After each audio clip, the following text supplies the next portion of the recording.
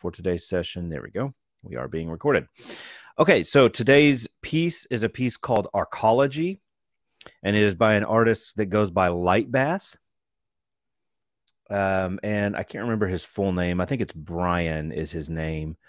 Um, but the piece is Arcology. The composer is Lightbath. The year 2017 is probably the best that you'll be able to get. He recorded this video as he performed it, um, and then posted it. So he was in Arcosanti, Arizona when he performed this. There's actually I listened to a podcast that he was a guest on, and he talked about performing this piece. It was pretty cool, pretty interesting story. He really wanted to catch this video because of the view that he had.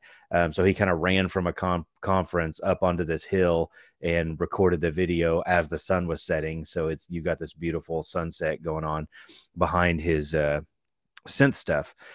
Okay, so some of the stuff that might not be as obvious to you, might be a little bit funky. What are the tone colors that you hear in this piece? We talked about tone color the other day. So what are some of the adjectives that you would use to describe how this music sounded to you? Very mellow. Good. What else? Let's get about 3 or 4 answers or so. Dark. Good. Soothing. Cool.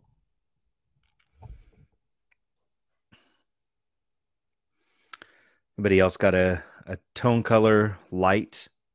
Okay. Elegant. Good. I like that. All right. Very good. Yeah, those are some good tone colors there for this. We'll skip over what do you imagine. So what instrument category would you put this piece? We talked about 6 instrument categories the other day. So what is the one that you would put this piece in? Would you call this, a woodwind instrument or a brass instrument or a string instrument or what? What would you call this?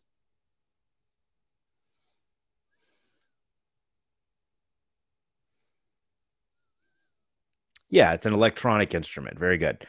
And specifically, what is this instrument? What do you call this instrument? It should be pretty obvious from the title of the video. It is a synthesizer, and it is specifically a Eurorack modular synthesizer. Okay, so this is a kind of synthesizer that's become popular. The Eurorack format came around over the last 15 or so years. The modular synthesizer, however, has been around for about 50 years. So in the 60s and in the 70s especially, the modular synthesizer really became very popular. And this is a synthesizer like you would see in old photographs that was like, an entire wall of instruments, and they use big 1/4-inch cables like a guitar cable to patch it up. So in the early 2000s, people started working to figure out a way to kind of miniaturize that down using modern technology.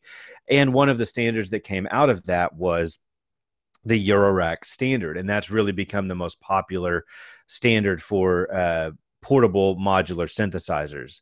I'm a huge fan of Eurorack. I have a Eurorack system that I use. I actually have some versions of the same modules that Lightbath has here.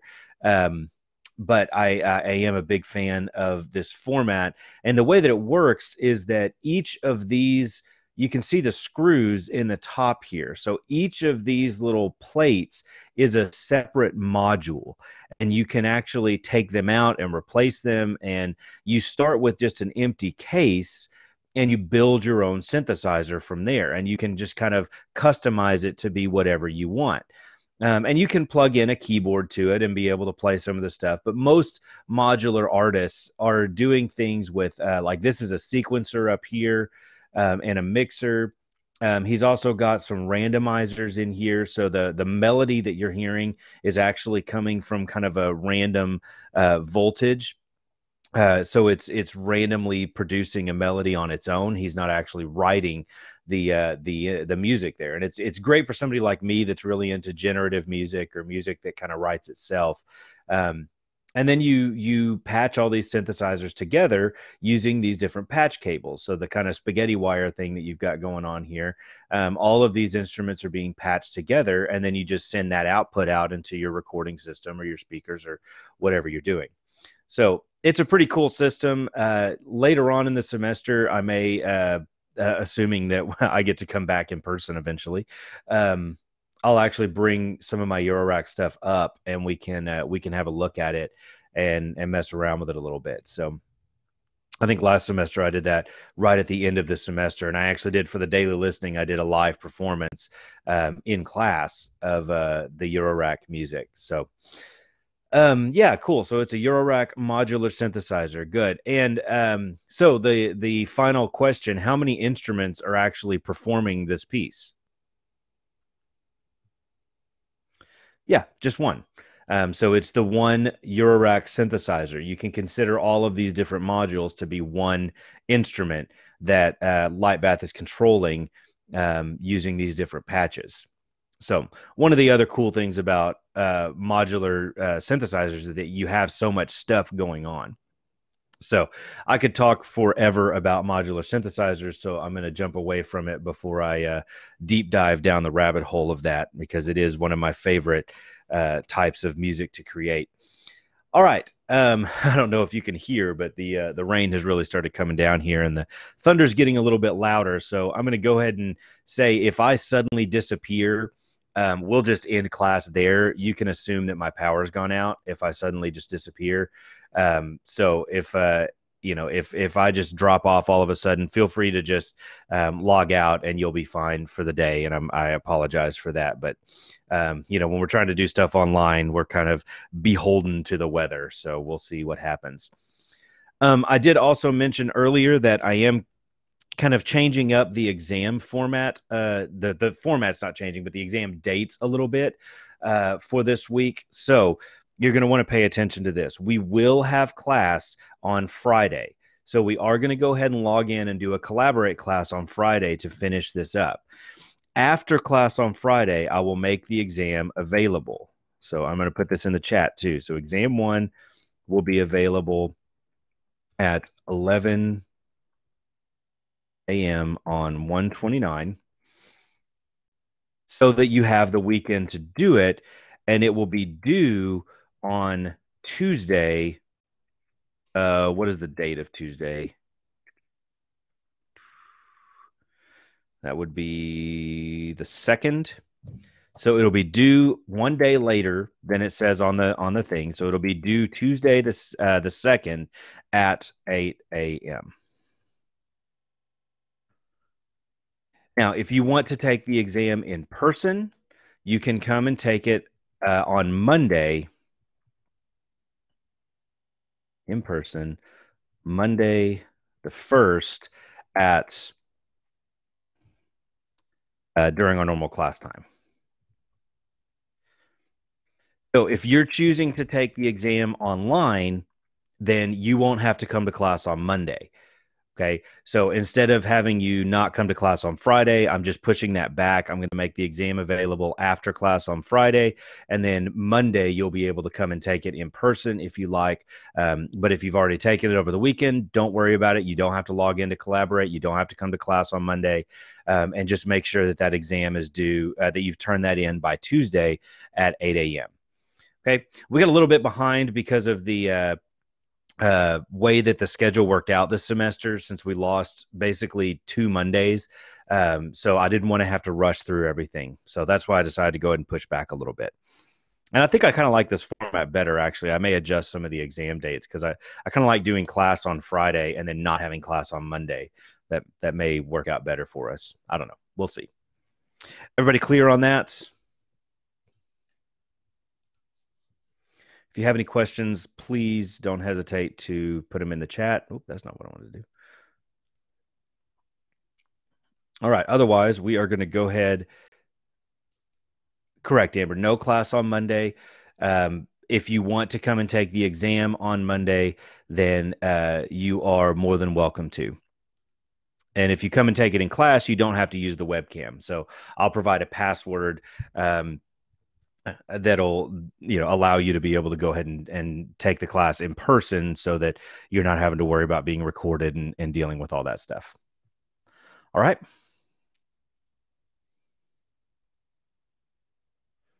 Sadie, I did see that you were here and kind of logged in and logged back out. I was assuming that your internet was having some trouble. I am recording this, Sadie, so if something happens and you end up getting kicked off or have trouble, you can go back and watch the video to kind of get the information that you need. Okay, and that applies to everybody too, obviously, not just Sadie. So if I am recording this and I'll make the post available so that you can go back and watch it. And I'll try to do that pretty much every day of class. All right, so let's go ahead and dive in. We're going to finish up with chapter 2 today in class. So kind of the same format that we did the other day where I'm going to kind of talk you through these slides and have you answer some questions.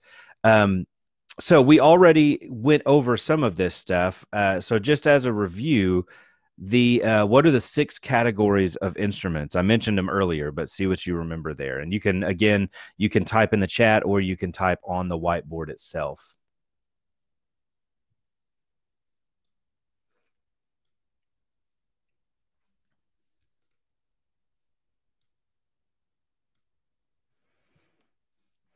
Good. Woodwind, brass, strings. Good. What else? 2 more. So woodwind, brass, strings. 3 more, I should say. Electronic. Good. Percussion. Good.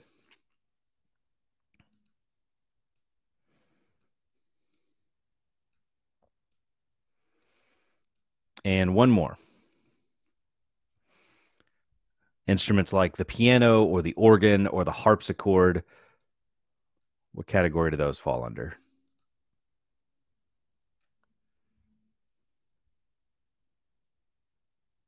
There you go, keyboards. Very good. Okay, so these top 4 instrument categories, the brass, woodwind, percussion, and strings, those are all part of the standard orchestra. All right, which we can see here with the Arkansas Symphony. And of course, we went over this the other day. So we've got our string instruments down here at the bottom. That's the largest part of the orchestra and has been since the classical era, the Baroque era even.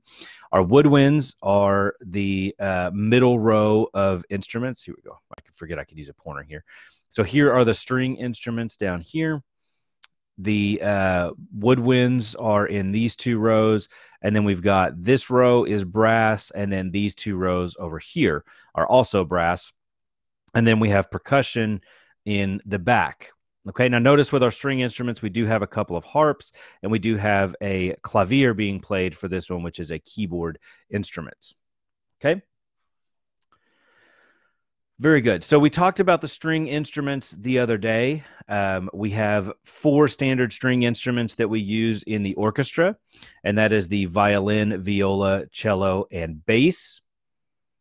And what's interesting about these is that the violin, viola, and cello are all actually part of the violin family. They're all kind of shaped the same. They use the same tuning system. And I want to kind of talk about that just a little bit. So the strings of the violin are from lowest to highest, G, D, A, and E. So the violin is tuned G, D, A, E. So the lowest string is a G. Now the difference between a viola and a violin, they look very similar. And in fact, if I go back to the other photo, you'd have a hard time telling the difference between the violins and the violas. The main difference is that the viola is a little bit bigger. And I believe this image is to scale. So you can actually see the difference in size between the violin and the viola. And because it's bigger, logically, the pitch is going to be what? Lower or higher?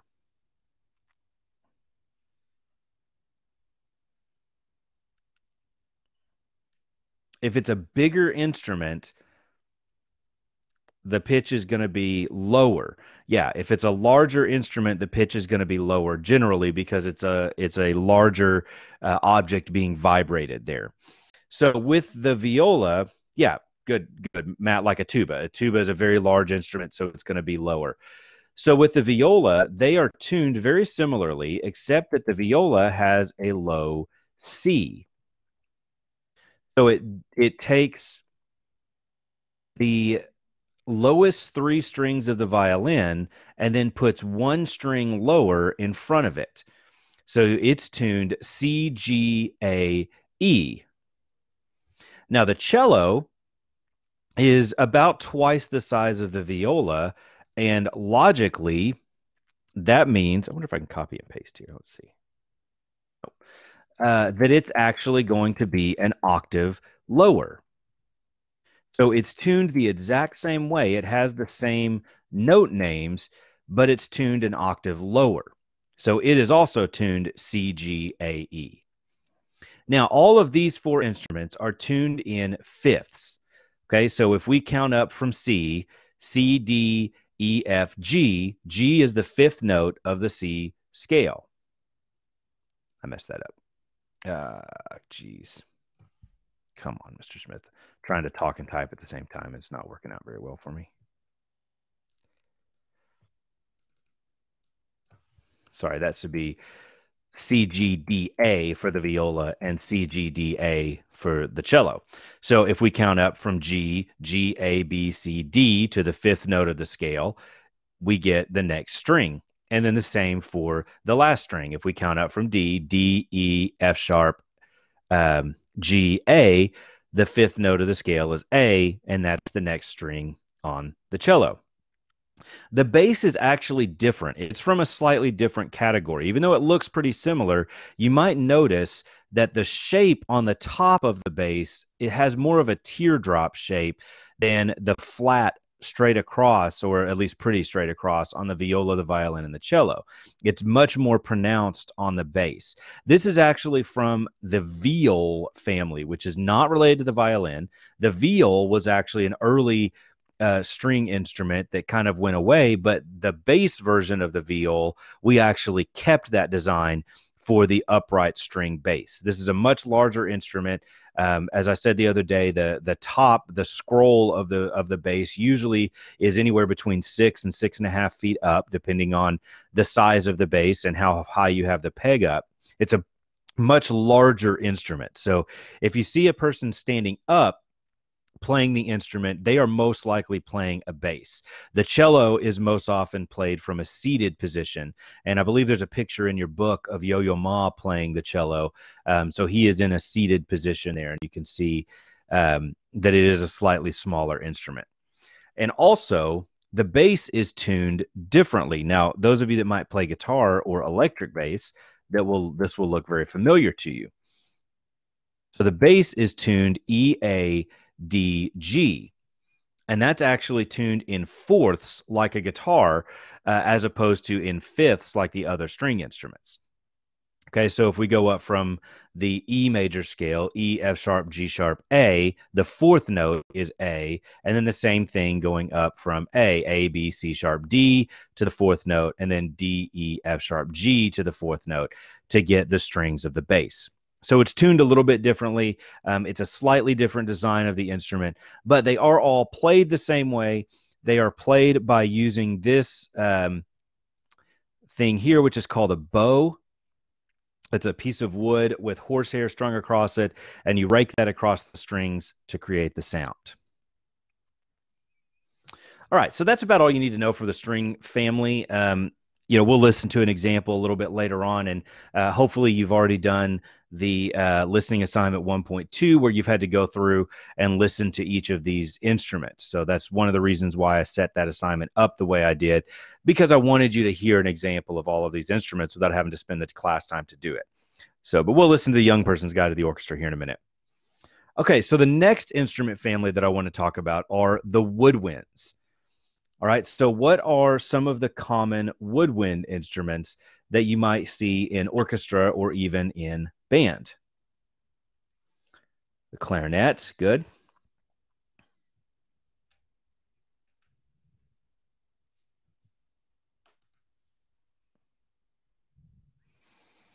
The flute, the piccolo, good. I'm going to start kind of rearranging these a little bit, as one does.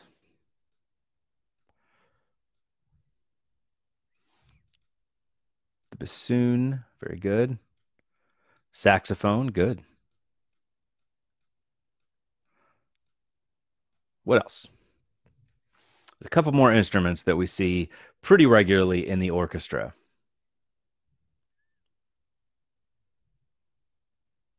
Good. The oboe.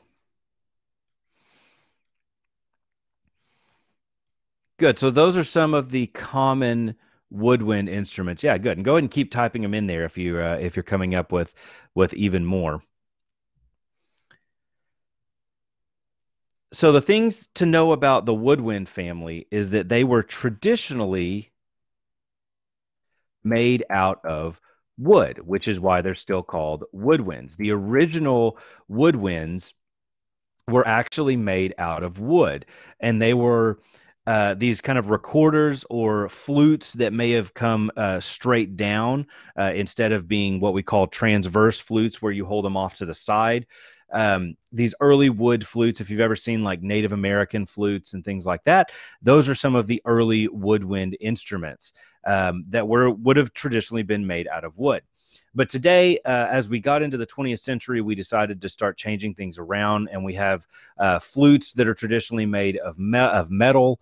Um, Clarinets are the nicer versions of clarinets are generally made out of wood, but the cheaper versions, like the beginner clarinets, are usually made out of plastic. If you played clarinet in high school, you probably had a plastic clarinet. You might have upgraded to a wood clarinet at some point, but your first clarinet would have been plastic.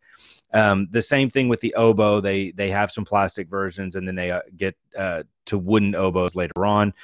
The bassoon and contrabassoon are generally made out of wood still, at least with metal keys. And then the saxophone is a completely bonkers instrument. It's a woodwind instrument that's made entirely of brass. And I'll talk about that more here in just a second. But we still do consider them all to be woodwind instruments. Now, there's one that didn't make it onto the list that I'm going to put on here, and that is the English horn. So what we have here in the woodwind family are some kind of subfamilies. All right, so we have the flute family up here, which is the flute and the piccolo. The piccolo is the highest of the woodwind instruments. And it stands to reason that if it's the highest of the woodwind instruments, how does it relate in size to the other woodwind instruments?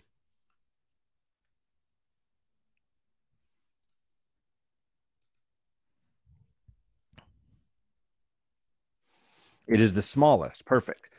The contrabassoon is the lowest of the woodwinds, which means that related to size, it is probably it's the largest of the woodwind instruments. Good. So the flute family, we have the flute and the piccolo. The piccolo is basically a half-size flute. These are generally made out of wood, not metal. And as I said, it is the highest of the woodwind family. And we have the clarinet family, and the clarinet and the bass clarinet from that family. We also have the alto clarinet and the contra bass clarinet, but those aren't as common. In the orchestra, we typically see clarinet and bass clarinet. And then we have the oboe family, where we have the oboe and the English horn. The English horn is just a slightly larger version of the oboe. So a little bit larger, a little bit more of a deep, nasally, mellow sound. It's actually one of my very favorite instruments to write for. I love both the oboe and the English horn, but I especially love the English horn. And then the bassoon family is the bassoon and the contrabassoon, and the contrabassoon is much larger. So these are lower instruments that kind of provide, the bassoon provides kind of a tenor baritone range, and the contrabassoon provides the low and the deep low end of the woodwind family. Now, we have another way that we categorize these as well that I want to talk about, and that is by how they are played. So I'm going to organize these a little bit. So the flute uses what is called a mouth hole to produce sound. That means that there's actually a hole on the top of the instrument that you blow over the top of, and the airstream is kind of split to produce the sound. You can think of it like you would blow. I actually have a Coke bottle right here. We'll see how this sounds in the microphone. So if I take my Coke bottle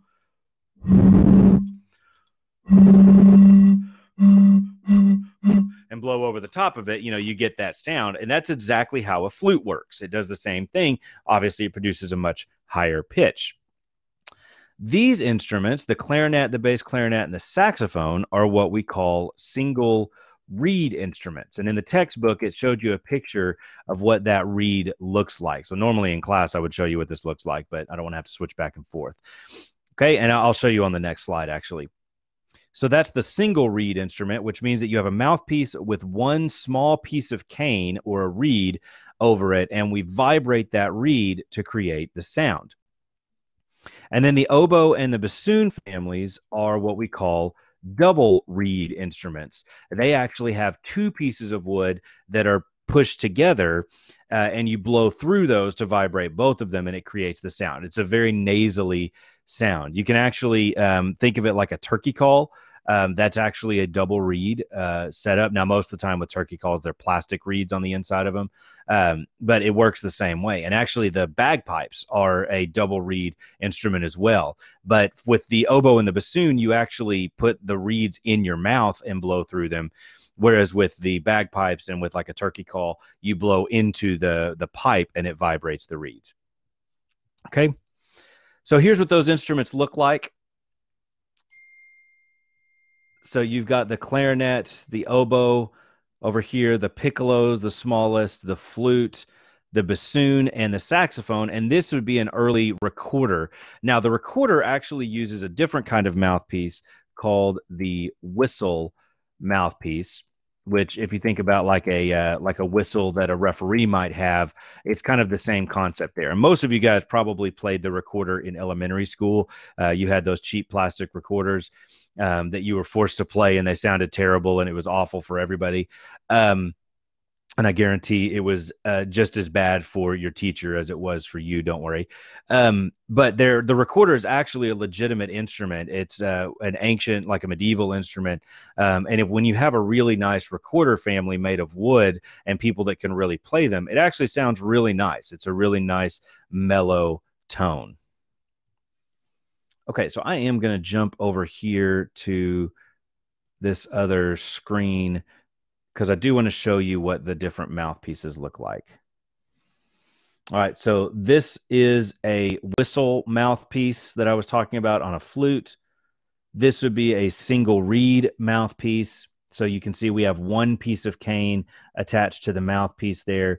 And then this is the double reed mouthpiece, where it's actually two pieces of cane bound together, and you would put that in your mouth and blow through it. Does that make sense?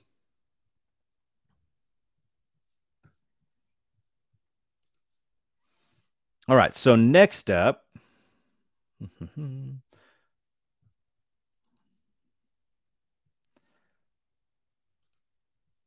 we have the brass instruments. Okay, so what are some of the common brass instruments that you would see in orchestra or in band?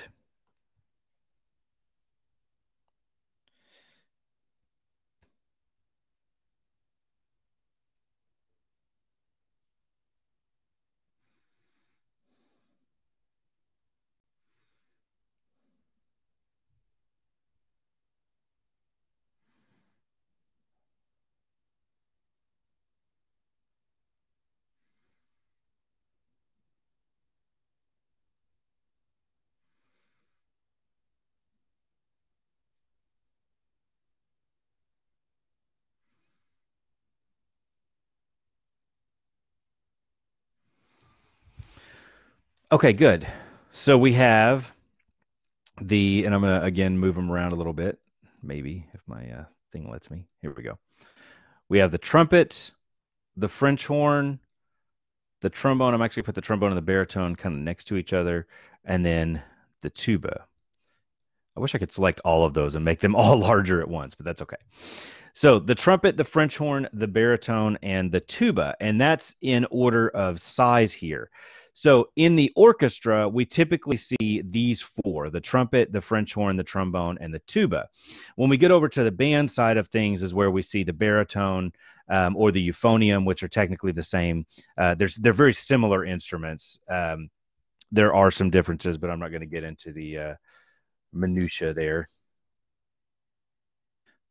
So I'll just kind of add it there. And then with trumpet, we have the trumpet and the cornet, which are basically the same as well. Okay, so the big defining characteristic of brass instruments is how they are played.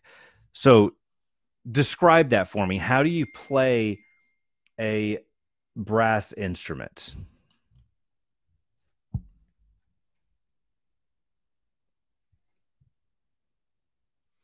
With a mouthpiece. Good. And what do you do with that mouthpiece?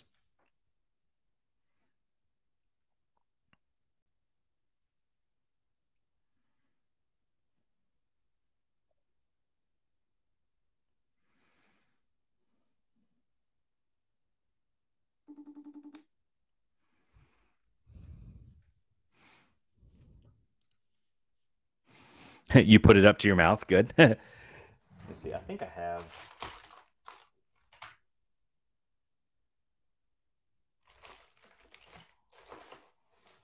This is the part of the show where I would usually play the instrument for you if we were in class, but unfortunately I'm at home and my instruments are in my classroom. So we have a mouthpiece, and I'm going to hold this up. Let me unshare this so maybe you can see it a little better. All right. So this is what a brass mouthpiece looks like. Okay, so they're all kind of shaped like this. They have this cup shape in them, and you can kind of see inside there. This is kind of an old one that I used in marching band in college, so it's a little bit faded and a little bit funky, but that's all right. So you have the rim of the mouthpiece, the cup of the mouthpiece, and then this bottom part is called the shank that actually goes into the instrument.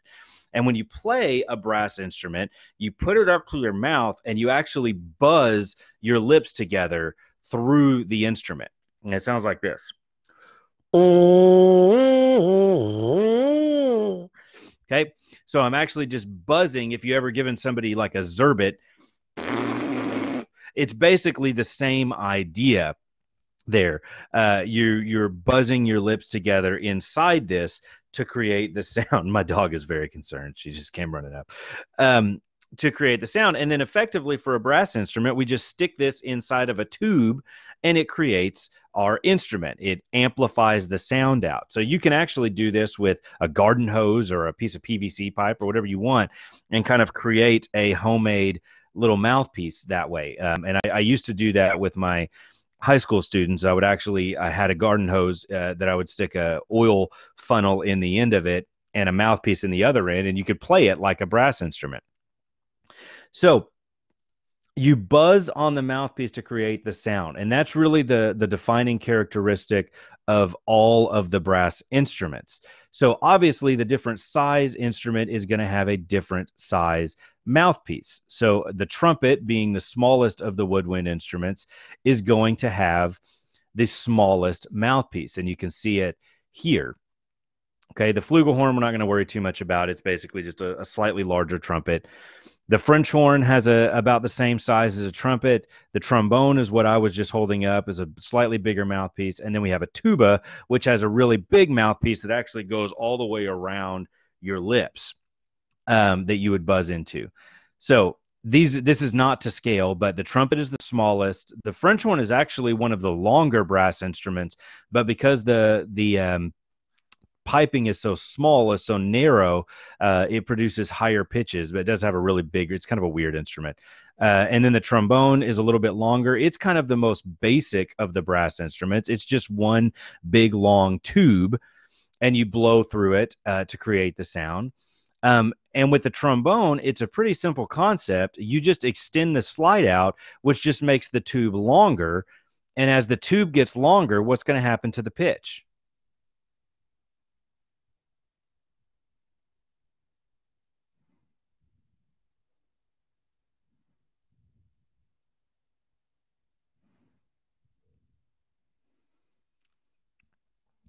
So as the tube gets longer on a brass instrument, what is going to happen to the pitch? Phone's ringing. Stop. It's going to get lower. That's absolutely right. So as the pitch goes, as the instrument gets louder, sorry, multitasking here. As the tube gets longer, the pitch is going to get lower. So when you extend the tube when you extend the slide on the trombone, you're going to get a boom as it gets longer. And that's effectively what's happening when you push down the valves of a brass instrument, is that you're just extending the tube. So if you look at the trumpet here, and I wonder if I can zoom in. Does that zoom in for you guys also when I zoom in like that? I don't know. We'll find out.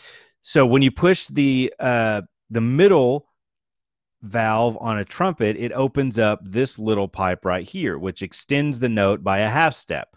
When you push the first valve down, it opens up this pipe, which extends it by a whole step. And when you push the third valve, it opens up this pipe, which extends it by a step and a half. And with the three combinations there, you can get all of the different sounds, all of the different chromatic notes that you need to be able to play on the instrument. So the same thing with the tuba. The middle valve extends this short pipe. The first valve extends this slightly longer pipe. And the third valve extends this even longer pipe here to be able to open it up and create lower pitches. And then the different combinations there give us all the different notes we need. The original brass instruments didn't have valves. They were what we call natural instruments, that you only could change the sound by using your lips, the different pressure on your lips. And then we wanted to add more notes to be able to use, so we added the valves to them. Okay, very good. So I am a brass specialist, so that's kind of my main instrument. I tend to go on and on about it a little bit, but I want to move on.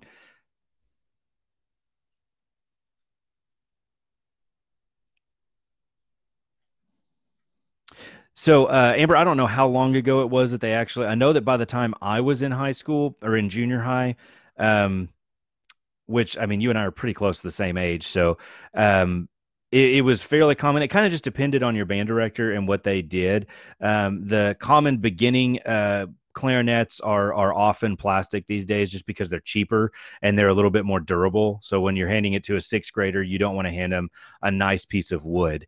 Instead, instead of getting like a $500 or $600 wooden clarinet, you can give them like a $200 or $300 plastic clarinet, and it sounds fine for a beginning instrument. And in fact, a lot of clarinet players keep those plastic clarinets as they get into high school, because they use them for marching band, so that they don't have to take their nice wooden clarinets out into the elements. So I don't really know when it became common.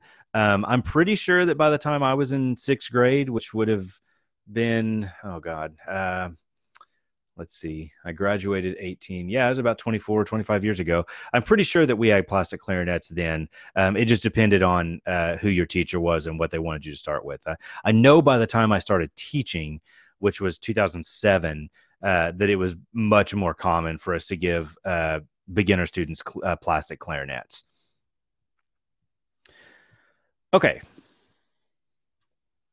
let's jump back on here. So we've got the percussion family now, and we have two different types of percussion instruments. We have unpitched percussion instruments and pitched percussion instrument. And that just means that a pitched percussion instrument has a defined tone. So when you play it, you're actually playing a note. But a lot of the percussion instruments are what we call unpitched, where it's just noise. It's not a defined pitch. So, what are some of the unpitched percussion instruments? Something that when you play it, it's not going to sound like a specific note. List a few of those for me.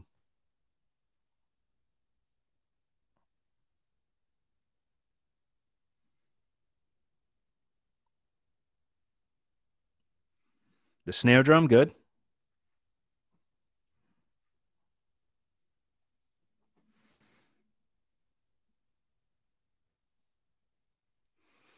The triangle, yeah.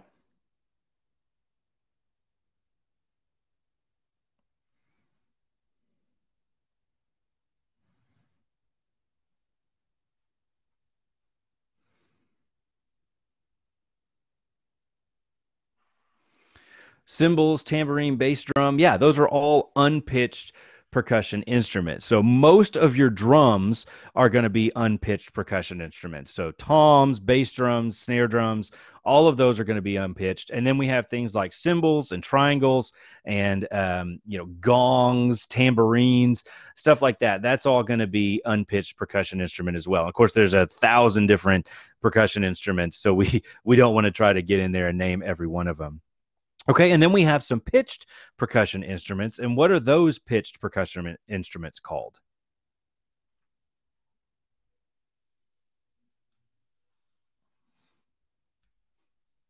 Timpani, very good. The timpani are actually the only drums that are pitched.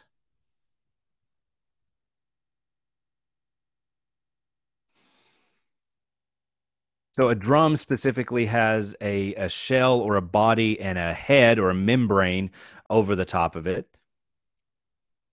And what are some of the other pitched instruments? The xylophone, good. And then there's a whole bunch of stuff that's pretty similar to the xylophone. The xylophone is made of wood and has fairly thin bars. It has kind of a bright sound. The snare drum is not a pitched percussion instrument. I hate to do this to whoever wrote that.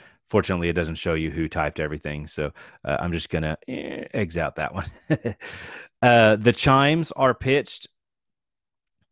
Good. So when you play them, you have a specific note that you're playing. In the xylophone family, the same, what we call mallet instruments, we have, oh, good. Somebody put it in there. The bells or the glockenspiel, which are kind of the same. Now, I know that a lot of people talk about the piano being both a percussion instrument and a string instrument. We actually have a separate category for the piano. We call it a keyboard instrument.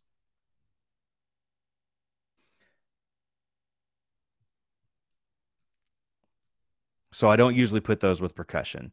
So bell, glockenspiel, and then we also have in the percussion family the marimba, which is a larger version of like a xylophone, has a much deeper, richer tone.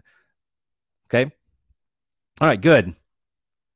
Let me see what else, if there was any that you missed there. The celeste, the chimes. The celeste is kind of a small piano thing, ish, but it actually has its strikes. Their conga is a drum. They're not technically pitched. So when I say it's pitched, what I mean is that it has a defined frequency. It uses what we call tones, right? If you remember, we talked about that early on. So pitched means it produces tones or notes. So whenever we're playing these instruments up here, we're actually specifically playing notes, A, B, C, D, E, F, G type notes. With the conga and the snare drum, you're not. They may have different, like the two different congas are going to have a lower pitch and a higher pitch, but they're not defined tones in there. So that's what we mean by pitched and unpitched percussion. All right. And these are what some of those percussion instruments look like. So this is a xylophone. That's a marimba. Oh, let me grab the pointer here. So we have xylophone, marimba, vibraphone, the chimes over here, and then some different drums, cymbals, all kinds of different drums here. All right. Okay, that's about all we got time for today. Thank you guys for jumping in. I'm glad that everybody saw the email that we were going to be online only. We will continue to be online only for the rest of the week. Just a reminder that we will have class on Friday, and then the test will become available Friday afternoon, and we will or Friday after class, and then that'll be due on Tuesday. So on Monday, you do not have to come to class if you take the test online. If you have any questions about that or anything else, I will stick around. Feel free to put it in the chat or ask me. Otherwise, you are free to go. Thank you guys. Happy Monday. Stay safe, stay dry, and I'll see you guys on Wednesday.